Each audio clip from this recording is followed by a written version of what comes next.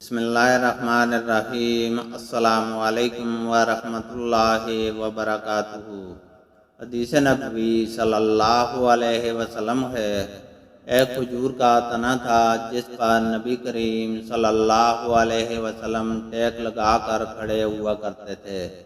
جب آپ صلی اللہ علیہ وسلم کے لیے ممبر بن گیا، آپ صلی اللہ علیہ وسلم نے اس تنے پر ٹیک نہیں لگایا تو ہم نے اس سے رونے کی آواز سنی، جیسے 10 مہینے کی گابن اونٹنی آواز کرتی ہے۔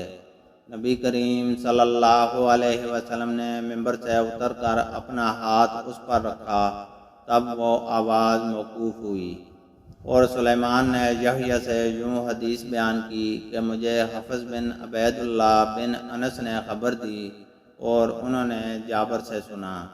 اللہ تعالیٰ سے دعا ہے کہ وہ ہمیں قرآن اور حدیث کو سننے، سمجھنے اور اس پر عمل کرنے کی توفیق عطا فرمائے، آمین۔